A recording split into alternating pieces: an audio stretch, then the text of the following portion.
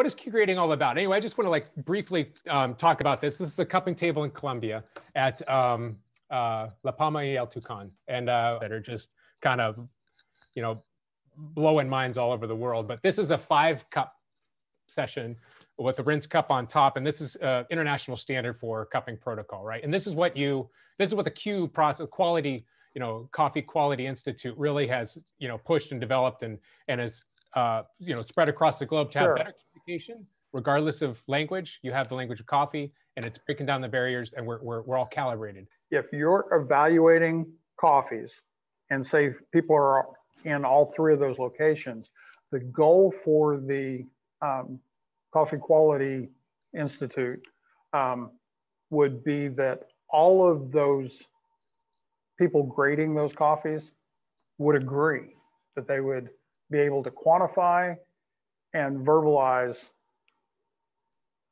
really close the evaluation of all those of that same coffee in those huge, vast, different areas. And it works.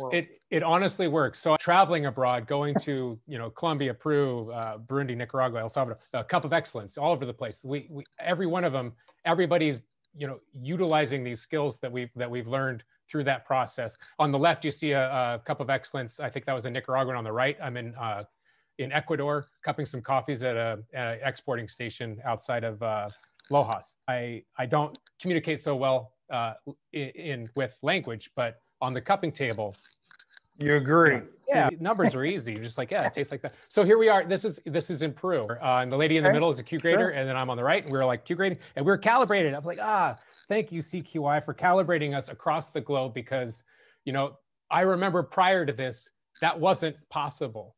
I'd go in there and we would have a completely different way of looking at things. So CQI has gone a little bit further. They've gone into the Q processing now this year. So I've really fascinated with Q processing.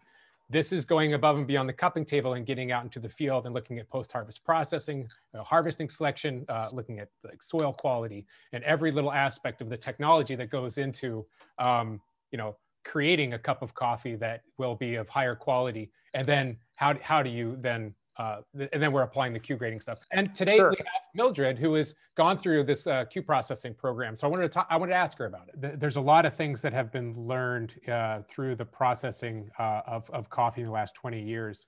Mildred, how has the Q processing program benefited your operations? Bueno, nos ha beneficiado en el sentido de que más que la certificación es uno valida todos los conocimientos y la experiencia que tienen los procesos. Y eso se le replica al productor, porque cuando les hablaba de los 22 asociaciones base, es la manera como nos queda más fácil de llegar a los productores y ahí mirar qué productores y qué podemos irle transmitiendo en sus mejoras en las fermentaciones. Ya uno tiene un conocimiento base y con una experiencia de que al igual lo vamos a llevar hasta la mesa de catación para poderlo retroalimentar y así poder mejorar la tasa generalmente o el perfil general por zona. De esa manera ya tenemos perfiles por zona, por finca, por altura. Over like the certification they get, they can go like to producers and help them improve the processing. And from the basic knowledge that the producers, like they know what they do, but you can improve the quality, improve the profiles, and adapt this like depending on the zone, the altitudes, like the every like details they can get out of the place they produce the coffee and get the best quality as possible.